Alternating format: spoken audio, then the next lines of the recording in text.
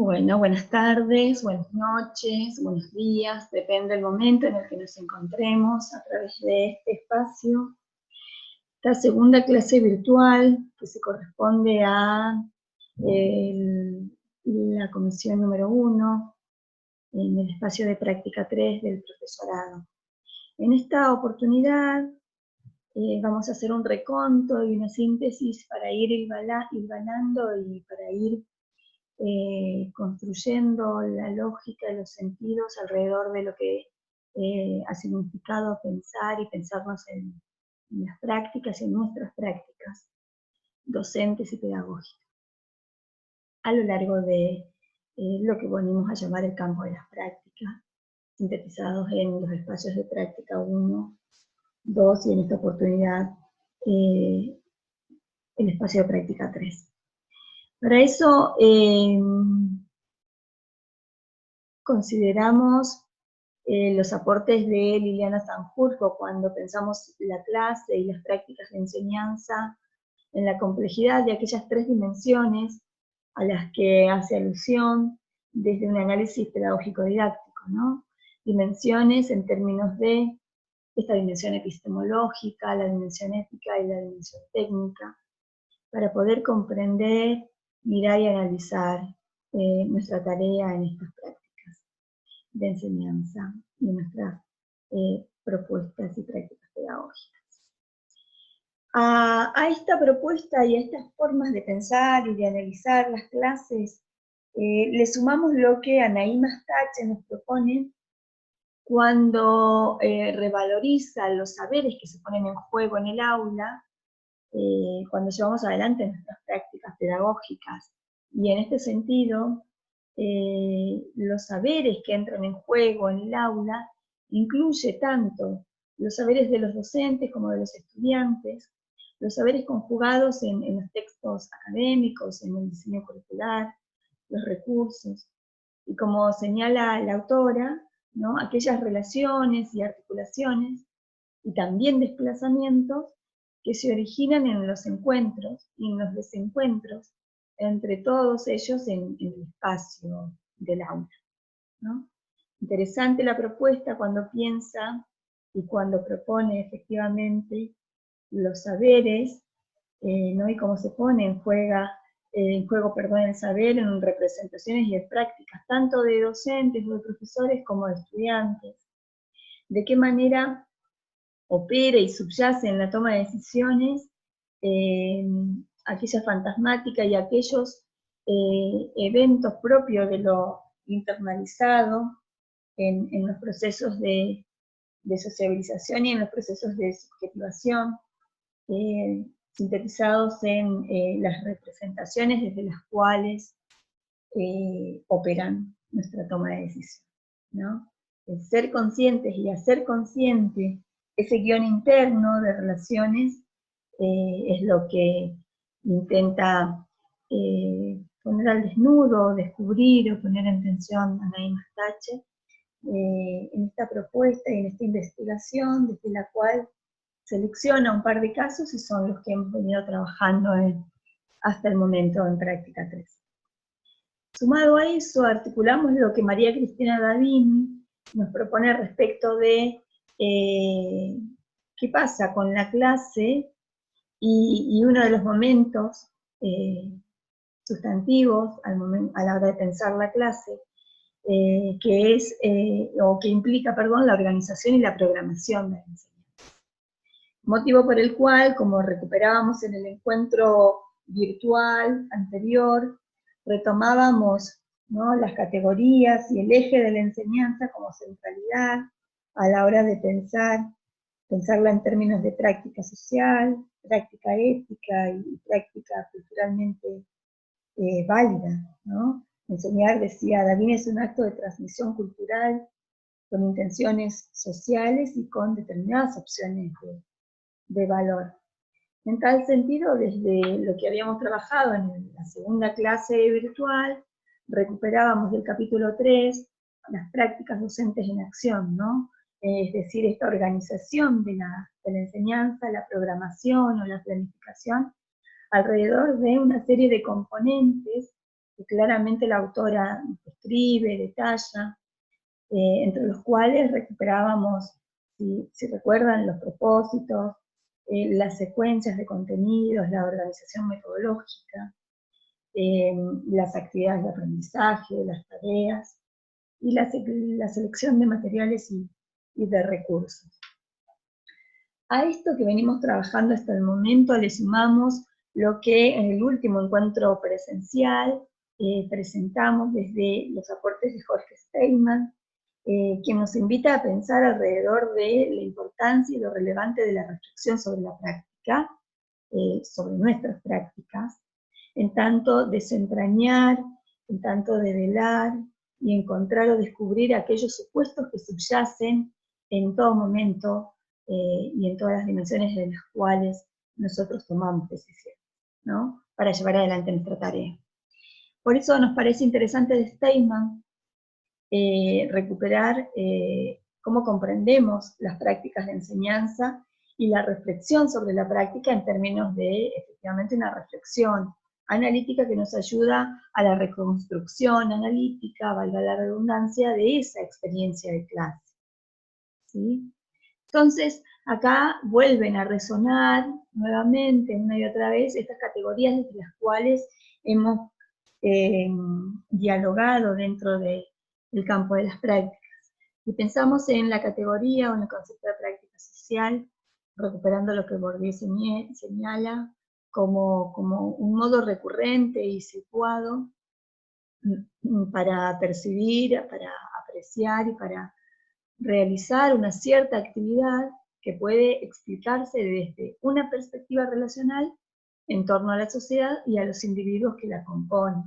Entonces, cuando nosotros pensamos en práctica social, lo podemos pensar como un hacer, como una actividad, ¿no? Que solo podemos pensarla en términos relacionales, ¿no? Y que nos ayuda a pensar y a comprender esos modos de reconstruir sentidos, que son individuales pero que al mismo tiempo son compartidos, ¿no?, como miembros de grupos y de sociedades. A esta categoría inmediatamente enlazamos la idea de la categoría de práctica docente. Entonces, podemos decir que las prácticas docentes también son prácticas sociales, ya que son un modo recurrente y situado de hacer una determinada actividad, que puede explicarse desde una perspectiva relacional, ¿no? Entonces, retomamos lo que, si recuerdan, trabajábamos con Elena Achilli en práctica 1, cuando pensábamos el trabajo, o la práctica docente, perdón, en términos de aquel trabajo, el trabajo que el docente desarrolla cotidianamente en determinadas condiciones concretas, sociales, y históricas e institucionales, adquiriendo una significación tanto para la sociedad como para el propio docente, ¿no? Entonces, si pensamos en práctica docente, pensamos nuevamente en un trabajo cotidiano, que es contextualizado, que es un trabajo significado, un trabajo significativo para quien lleva adelante la tarea y para la sociedad. Fíjense que si seguimos esta línea, desde la cual vamos tejiendo redes, puentes y relaciones entre cada una de las categorías, cobra sentido, en esta oportunidad, el término práctica pedagógica, en tanto el trabajo docente que se desarrolla en el contexto del aula, en el que se pone de manifiesto una determinada relación entre docente, conocimiento y alumno o estudiante, relación centrada básicamente en el enseñar y el aprender. Por lo tanto, la práctica pedagógica remite también a trabajo docente, trabajo en el aula, trabajo en torno al enseñar y el aprender, ¿no? Y acá nuevamente revalidamos lo que nos propone Elena Achilli.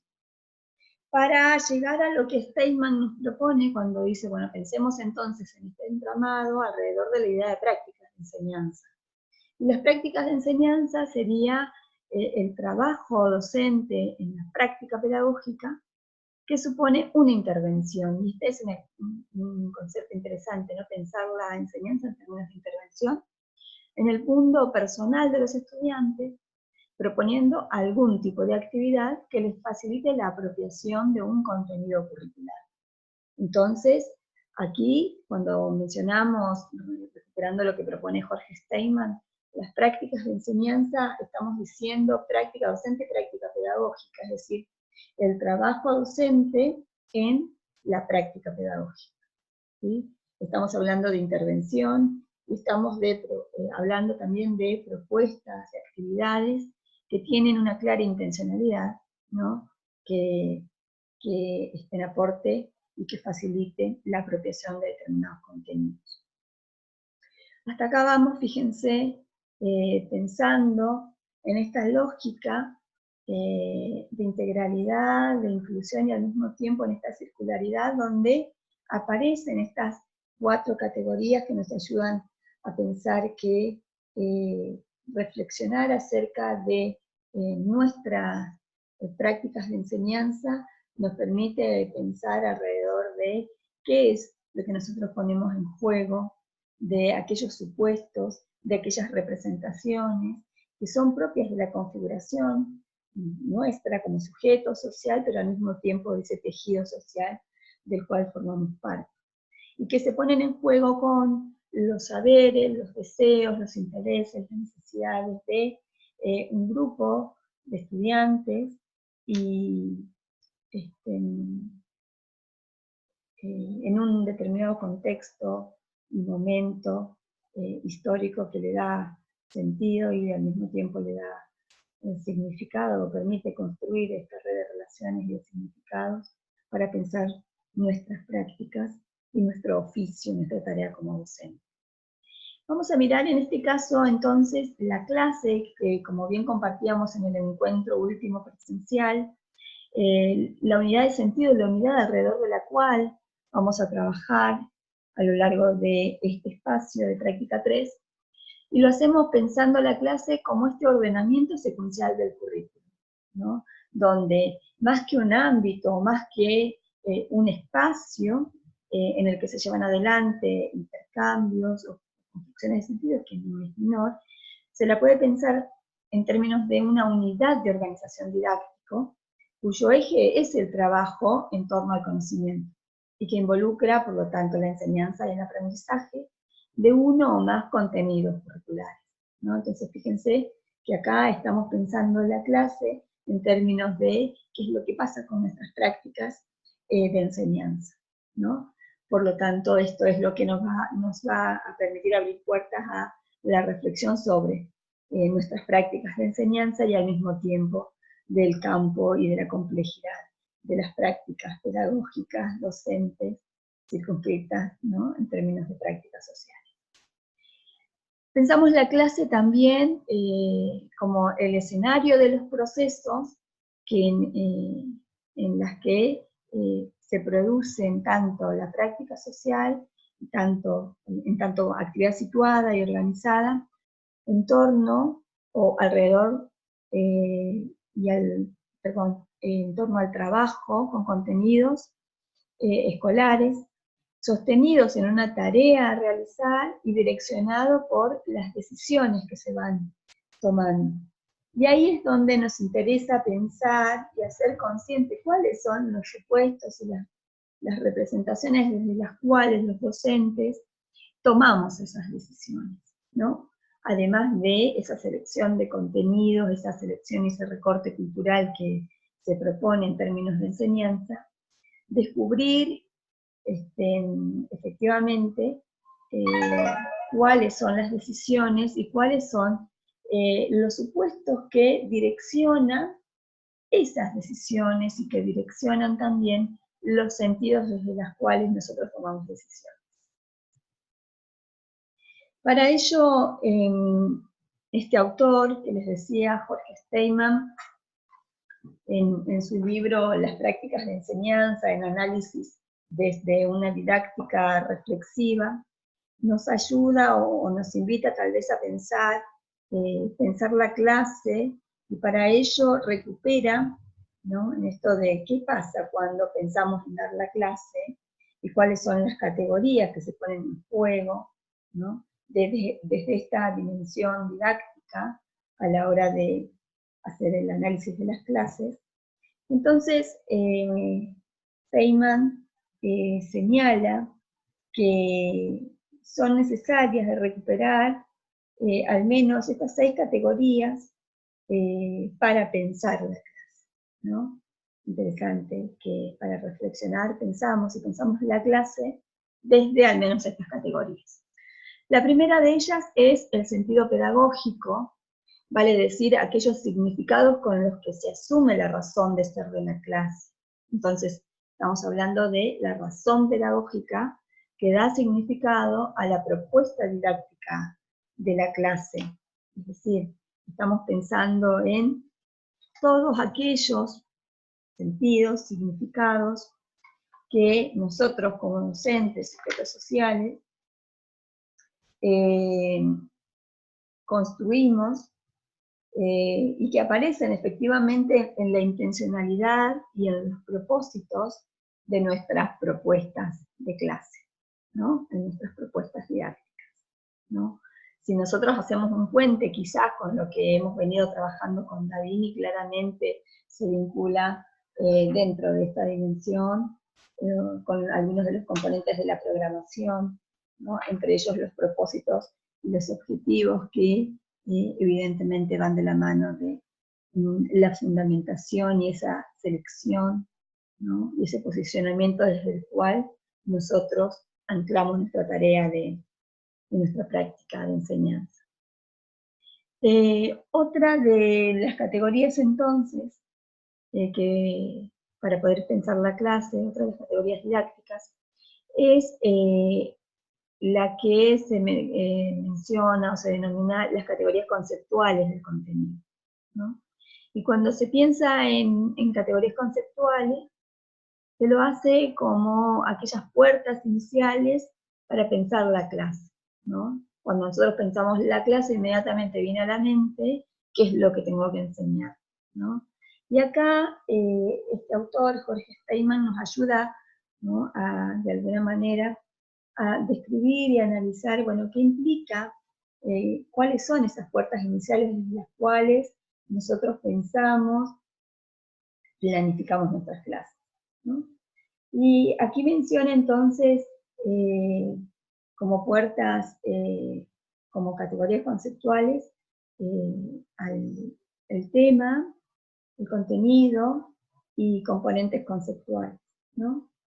Y el tema de contenido, dice este autor, lo define en términos de aquella nominación o en general aquella cuestión a enseñar, ¿no? Sin implicancias referidas a algún tipo de enfoque, ¿no? Sería aquel recorte de la realidad que se piensa o que se propone para la enseñanza, ¿no?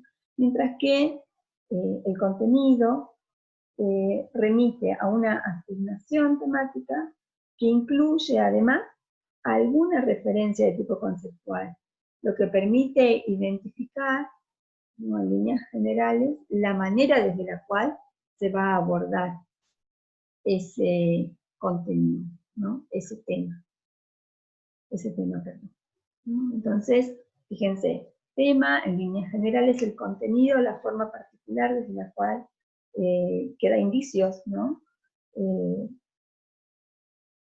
Sobre el enfoque y sobre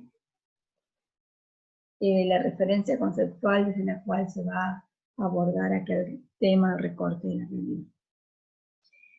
Y el contenido, en términos de categorías conceptuales, lo señala en términos de aquellas categorías que incluyen ya el señalamiento de determinado objeto de enseñanza.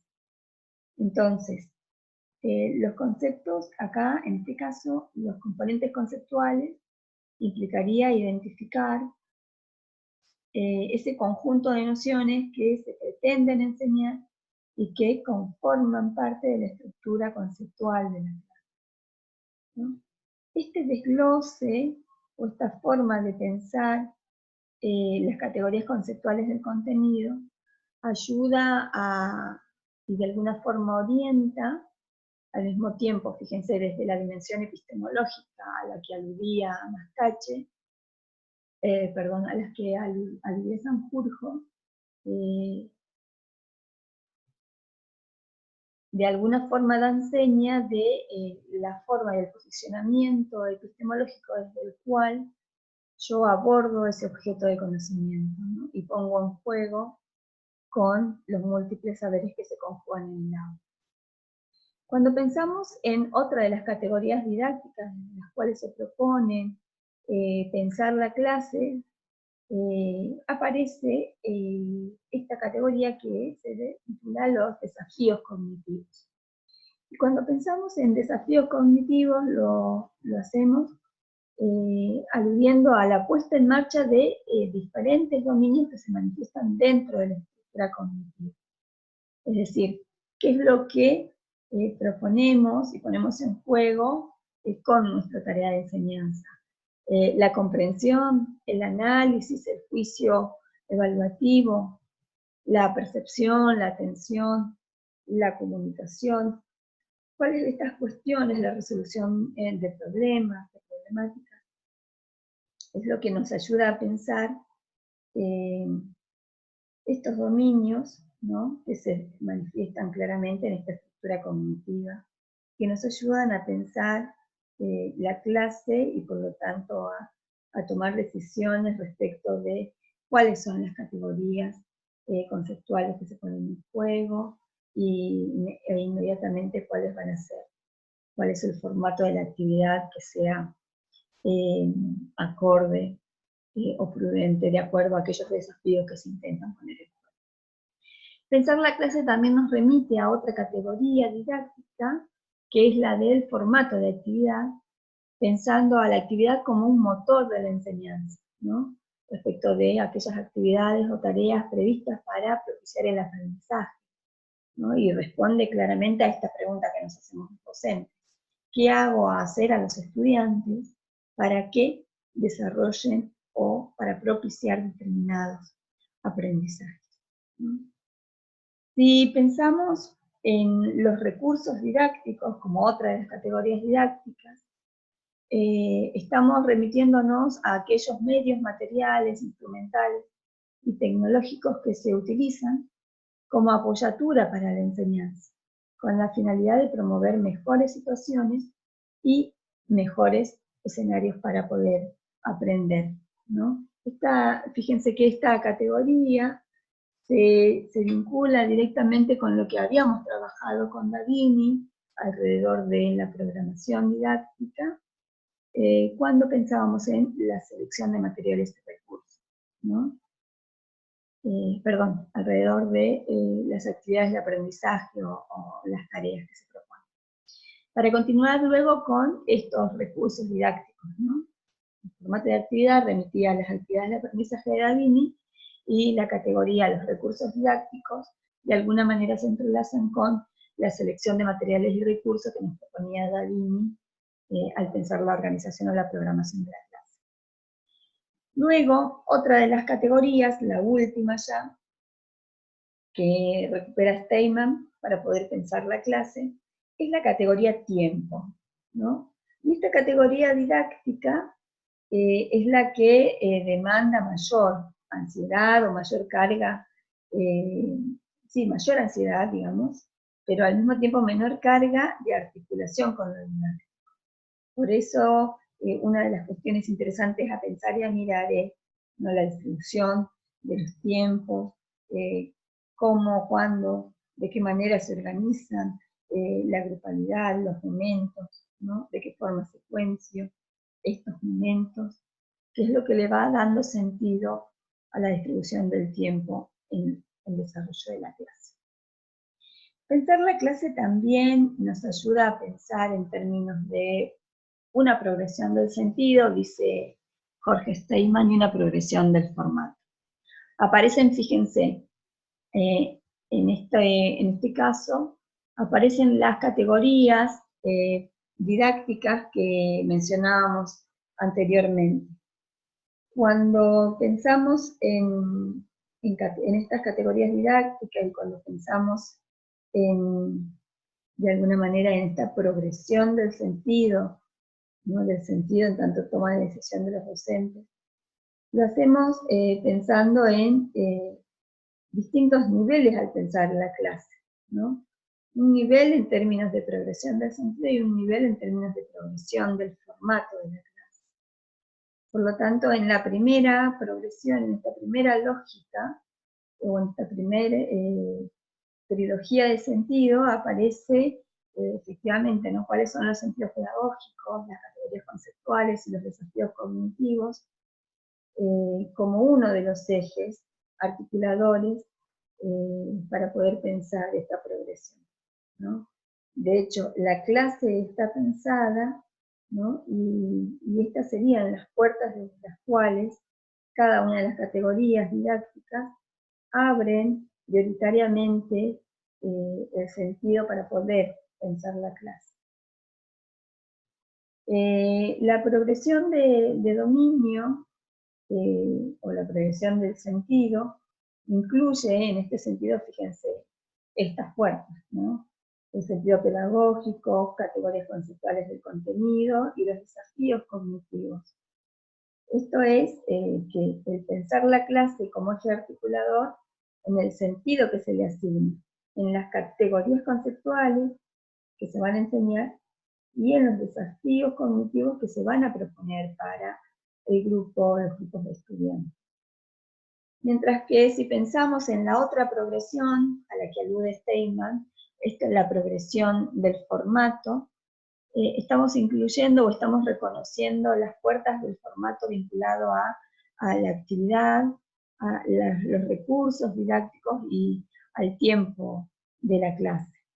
Por lo tanto, desde esta progresión del formato, vale pensar en la clase a partir de la actividad a realizar que se va a proponer, cuáles son los recursos que requieren o que se requieren para que esa actividad sea posible, y desde los tiempos que se le asigna a esa actividad, ¿no? En esta progresión, efectivamente, se centra la clase en términos de cuestiones más bien operativas y más cercanas a la instrumentalización de la didáctica en la clase. Es interesante en estas categorías pensar esta progresión de sentido en términos de estas estructuras que nos ayudan luego a mirar. ¿Qué voy a mirar cuando observe la clase y luego desde qué lugar voy a hacer el análisis y la reflexión de la misma? Entonces, el análisis de la clase en términos de las ideas, de decisiones, de conocimiento y de actividad que se propone, puede ser pensada en términos de progresión de sentido y progresión de formato, ¿no? Esto que veníamos diciendo, pensar la clase con eje articulador en el sentido que se le asigna a las categorías, ¿no? Y los desafíos cognitivos que se van a proponer. Mientras que la otra progresión, la progresión del formato, nuevamente, ¿no? Sintetizando, implica esta posibilidad de pensar la clase a partir de la actividad a realizar y qué es lo que va a poner, qué es lo que se va a proponer, qué es lo que se va a poner en juego, cuáles son los recursos didácticos, y si estos son los que se requieren o los necesarios, perdón, para proponer esa actividad en determinado tiempo. Por otra parte, otra forma de analizar la clase es un tipo de análisis desde la perspectiva de la reflexión retrospectiva, ¿no? Para lo cual Steinman recupera y reconoce en el análisis didáctico de la clase segmentos, ¿no? Segmentos de actividades, segmentos en términos de estructuras de actividad, comunidades, identificando determinadas regularidades y variaciones en la enseñanza. Entonces, habla de segmentos instruccionales con claro eje puesto en la enseñanza y segmentos de gestión donde el eje está puesto en la organización y el control de la clase, ¿no? Estas dos propiedades, esta idea o esta noción de segmento, nos ayuda a pensar en una serie de propiedades, entre las cuales aparecen dos propiedades vitales, digamos, centrales, que son el ritmo y el nivel cognitivo, ¿no? A las que se le suman después la extensión, el formato institucional, el patrón de comportamiento de los estudiantes, la naturaleza de las opciones de decisión que aquellos tienen, ¿no? en este nivel de análisis de clase en términos de perspectiva, en términos, perdón, de reflexión retrospectiva. Entonces, ¿cuáles son esas propiedades de los segmentos instruccionales o de gestión? Uno de ellos, decíamos, el ritmo, ¿no? El ritmo indica quién dice la cantidad y cómo es el flujo de trabajo durante ese segmento, ¿no?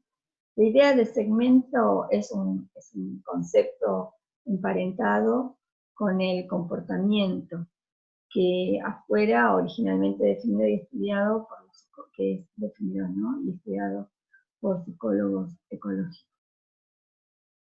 Los segmentos de la actividad son entonces las unidades mayores en que pueden dividirse las clases.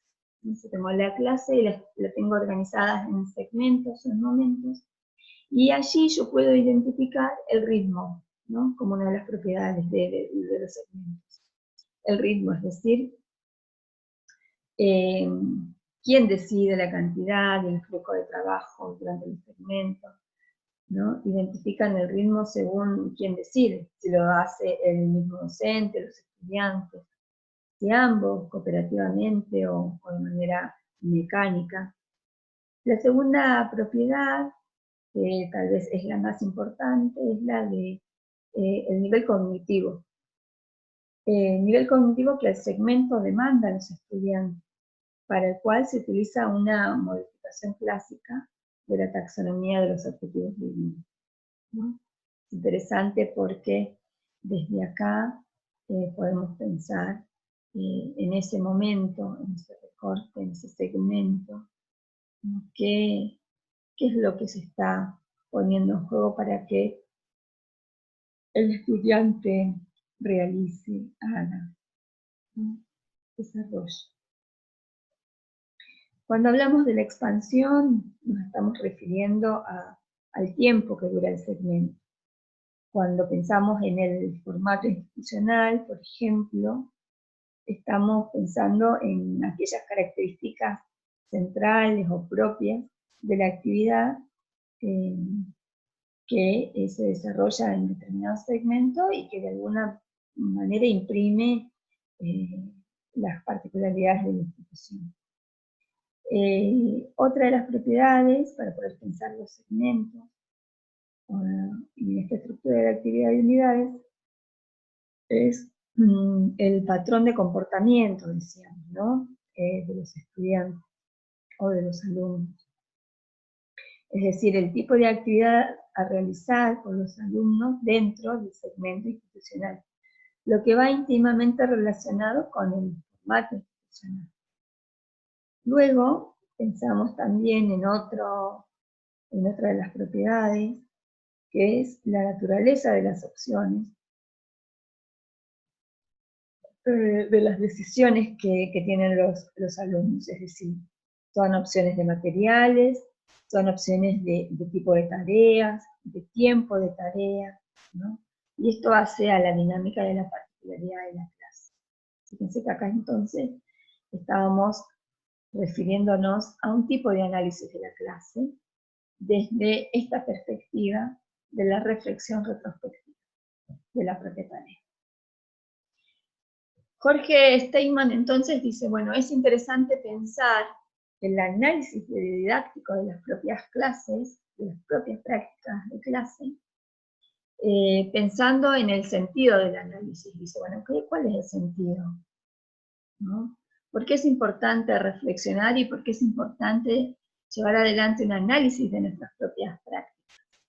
Y el sentido efectivamente radica en develar los implícitos, ¿no? Aquellos supuestos, aquellas representaciones ocultas que motivan, que movilizan las decisiones, desestimando centrar la atención en la identificación de los componentes de la práctica, ¿no? Acá lo que interesa fundamentalmente es descubrir, reconocer, identificar, ¿no? Develar aquello que, de lo cual no somos conscientes, ¿no? Pero que sin embargo opera permanentemente en aquellas estructuras y en aquellos esquemas desde los cuales llevamos adelante nuestra tarea, nuestra práctica de enseñanza. Entonces,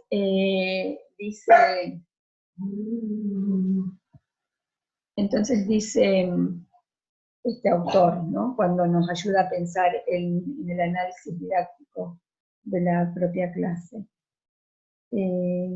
Pensamos en los segmentos, en esta estructura de la actividad, y lo hacemos pensando en encontrar, en centrar, digamos, en identificar, esos supuestos y esos implícitos, para lo cual dice, bueno, vamos a considerar una serie de cuestiones sobre lo que vamos a mirar y sobre lo que vamos a ir construyendo y reconstruyendo esos sentidos, esos implícitos y poniendo en evidencia esos supuestos. Para eso, una cuestión previa y que me parece que es interesante es romper esta idea de que se va a hacer una observación y un análisis de la clase a modo de evaluación, o que el sentido es elaborar un listado de lo esperable y registrar los comportamientos docentes, ¿no? De alguna manera eso no es lo que se va a hacer cuando se piensa en un análisis didáctico de la clase, ¿no? No lo hace un otro autorizado, sino que lo interesante es poder hacerlo con el protagonista, la protagonista de la clase. No tiene la intencionalidad de buscar el error en términos negativos, no reemplaza o no intenta de alguna manera poner en vista la idea de supervisión directiva, no constituye la traspolación de un modelo, de un diseño, sino que efectivamente de alguna manera ayuda a recuperar algunos elementos para poder reconstruir el sentido, ¿no? Y develar aquellos implícitos que operan en nuestra tarea cuando damos clase. Fíjense que hasta el momento veníamos pensando en este momento previo, ¿no? ¿Qué es lo que opera en términos de aquellas categorías desde las cuales se piensan las clases?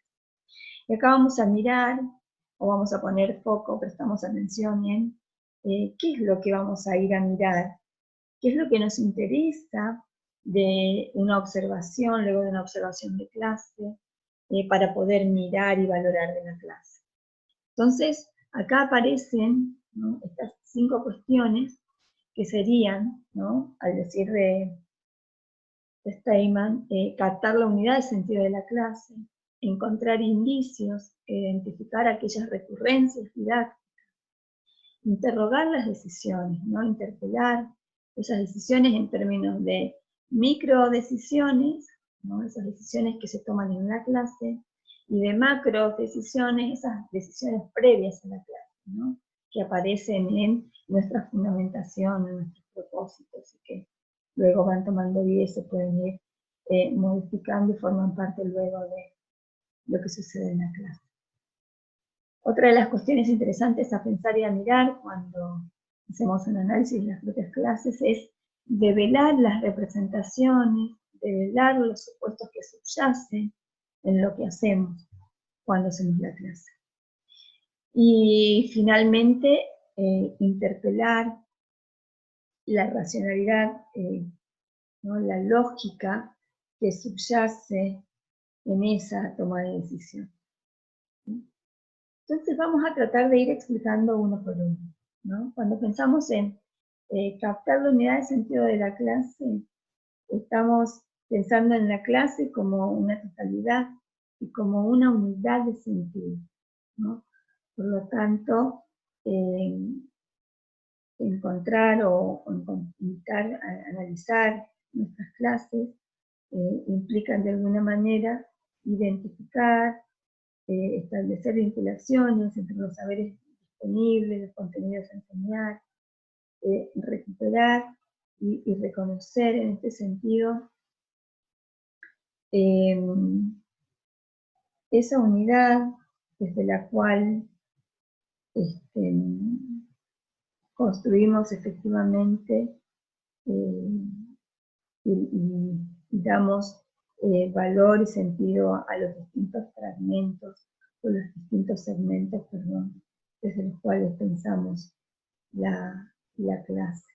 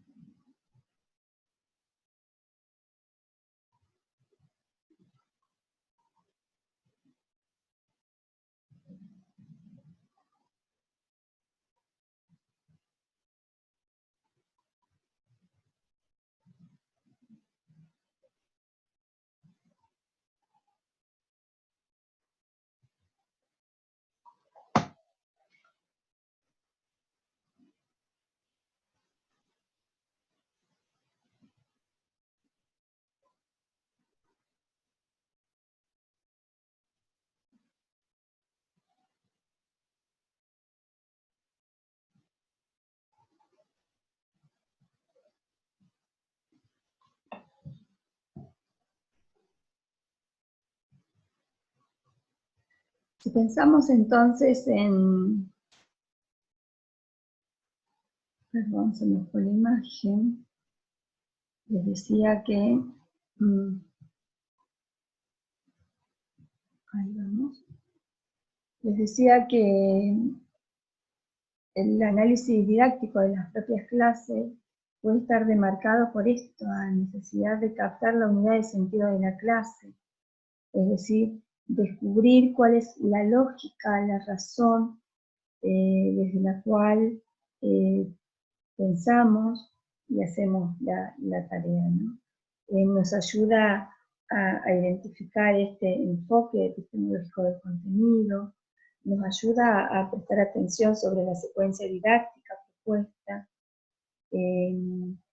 nos ayuda a mirar cuáles son las tareas asignadas, los desafíos cognitivos implicados, el discurso narrativo del docente, las formas de preguntar, las formas de promover la participación, los materiales de apoyo que se utilizan, de alguna forma nos ayuda también a mirar las formas de ejercer el control, el uso del tiempo, ¿no? Entre otras cuestiones que desde las cuales se piensa y analiza esta idea de captar la unidad de sentido de la clase. Cuando pensamos en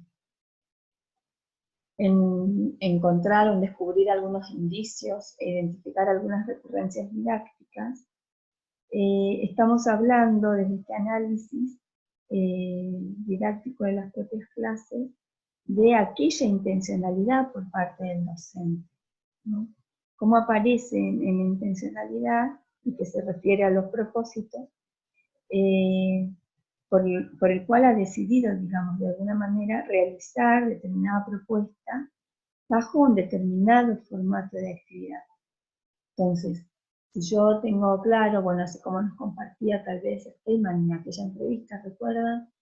Si yo tengo una idea de que el sujeto tiene que aprender porque yo transmito y soy yo o es el docente quien transmite y es el único poseedor del saber o del conocimiento, efectivamente el formato, ¿no? Y este va a ser uno de los indicios de los cuales se va a pensar, ¿no? El formato de clase va a ser claramente expositivo. Entonces, encontrar indicios e identificar recurrencias didácticas remite a pensar esas intencionalidades más recurrentes en distintos segmentos de clase, ¿no? Entonces, estamos pensando tal vez en determinados formatos de actividad, ¿no? Si hablamos de trabajo uniforme, un trabajo individual, si hablamos de trabajos diversificados, si hablamos de sesión de preguntas y sesión de diálogo, qué es lo que miramos, qué es lo que aparece desde esta perspectiva y desde esta posibilidad de encontrar indicios, ¿no? La exposición del docente, exposiciones de los estudiantes, el trabajo uniforme en grupos, el trabajo diversificado en grupos, una sesión audiovisual. Aparecen muchos de estos elementos que nos ayudan a desentrañar y a reconocer a esos indicios, esas recurrencias didácticas. Por otro lado, otro de los elementos a mirar desde este tipo de análisis didáctico de las propias clases es el interrogar las propias decisiones, ¿no? Y ese interrogar remite a la idea de que toda intervención intencionada, implícita, explícita o implícitamente, implica la interrelación entre una serie de acciones, es decir, un conjunto de decisiones y de ciertos supuestos que la sostienen. Entonces, por ejemplo, Edelstein refiere a dos tipos de decisiones. Una en términos de macro decisiones y otra en términos de micro decisiones. Las macro decisiones son aquellas que se vinculan con el posicionamiento teórico del docente, ¿no? Refieren al campo del conocimiento, de la enseñanza, las concepciones ideológicas, filosóficas, políticas, éticas, en tanto devienen de supuestos, ¿no? Que las justifican y fundamentan a las decisiones, ¿no? Mientras que las microdecisiones son las que se resuelven en el momento, en la situación, y que son devenidas de los aspectos imprevisibles de la clase, ¿no? A esto lo podemos leer también en términos de decisiones de preclase o decisiones en clase, ¿no? Seguramente en las decisiones de preclase son las que toman con mayor peso y tiempo de reflexividad, por cuanto se anclan fuertemente en aquellos elementos que conforman el estilo particular de cada docente, ¿no? Y que constituyen su posicionamiento ante el mundo, ¿no? Su forma de mirar, de ser y de ser en el mundo, con los otros y de sí mismo, en línea de, efectivamente, macrodecisión.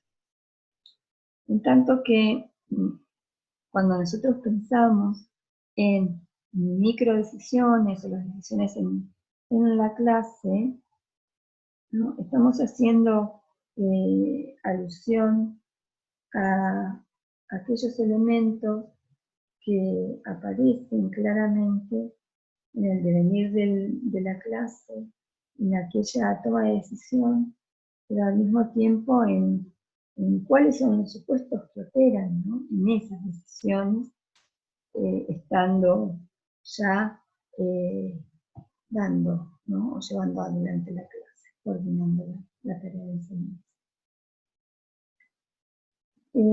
Si seguimos entonces pensando, fíjense, en las clases, en el análisis de las clases, podemos pensar en la importancia de develar representaciones, en la importancia de develar aquellos supuestos que subyacen en la tarea, en la práctica, ¿no?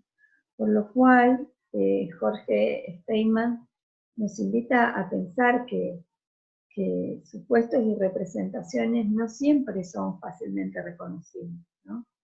Develar implica necesariamente indagarnos, ¿no? Desde el reconocimiento del interjuego entre objetividad y subjetividad. Entonces, es interesante acá cómo operan algunos registros de observación participante, ¿no? Para poder pensar, ¿no? La representación es siempre portadora de un significado, un sentido asociado que la caracteriza como tal, en tanto que es formulada por sujetos o por grupos sociales, no es una simple reproducción, sino en realidad es una compleja construcción en la que la subjetividad y la objetividad se alimentan mutuamente.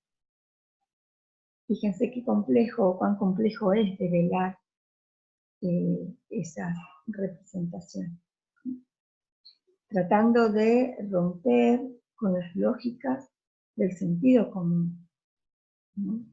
Es decir, aquellas maneras en que los sujetos sociales aprenden los conocimientos de la vida diaria,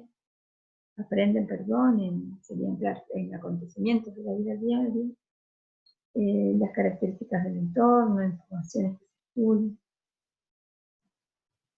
Ninguna representación social existe aislada de otra, ¿no? Y entonces es interesante pensar esta idea de práctica social, ¿no? y de campo y de práctica que nos ayuda a pensar y comprenderla en el marco de interrelación, ¿no? ¿Qué son entonces supuestos subyacentes?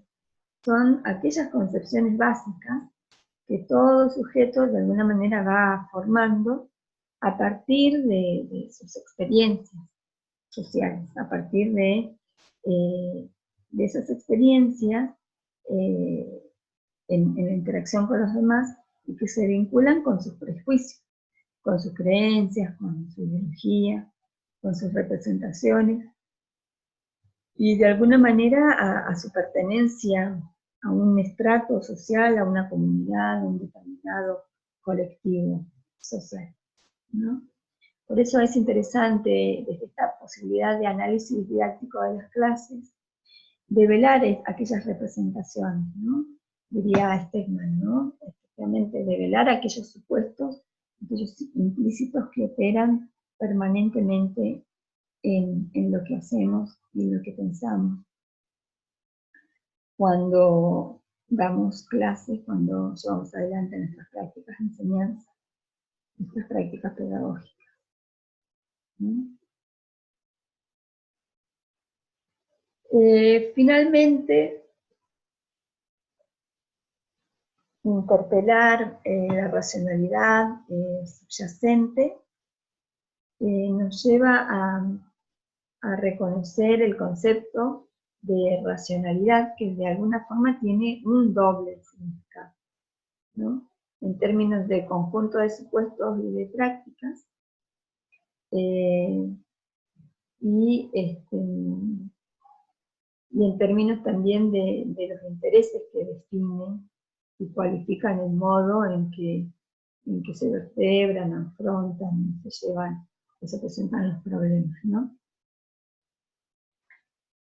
Por tanto, cuando pensamos en interpelar la racionalidad que subyace, estamos pensando en poner de cara justamente a nuestra racionalidad y al complejo funcionamiento de esa lógica. En este sentido, cuando pensamos en el análisis didáctico de la clase, decimos que requiere también ser considerado con las particularidades de una práctica social, de una práctica que, al ser social, es también escolar y también profesional, ¿no? O al revés, perdón, en realidad, la práctica escolar y profesional es necesariamente una práctica social. Pensar en estas formas de análisis de las clases, ¿sí? Nos invita de alguna manera a pensar, ¿no? Un análisis didáctico de nuestras clases nos ayudará a mirarnos y a reflexionar, ¿no? A mirarnos y a reflexionar en este entramado complejo de relaciones entre las prácticas de enseñanza, las prácticas pedagógicas, las prácticas docentes en términos de prácticas sociales, ¿no? Y con esto, y con estas últimas palabras, me parecía interesante quedarnos pensando y encontrarnos en la segunda parte de esta clase virtual, para poder preguntarnos y de alguna forma tratar de ir descubriendo desde estos tipos de análisis, otras formas de analizar las clases, cuáles son los supuestos que operan en el pensar la clase, en el hacer la clase, en aquellas decisiones, ¿no? Micro y macro decisiones, cuáles son esas construcciones de sentido que nos ayudan a hacer visible o a visibilizar aquello que opera activamente en nosotros, tal vez en el plano inconsciente, tal vez en el plano de esa fantasmática a la que aludía Mastache. Nos ayuda a pensar entonces en términos políticos y pedagógicos, ¿no? Para poder descubrir el sentido y descubrir ese compromiso desde el cual yo establezco vínculo y propongo estas intervenciones, ¿no? En las vidas y en los espacios con estudiantes. Así que hasta acá llegamos con esta propuesta y nos encontramos en la segunda parte de esta clase virtual el sábado a partir de las 9 de la mañana, con las dudas, inquietudes y reflexiones que de aquí deriven, ¿sí? Así que nos estamos encontrando. Muchas gracias.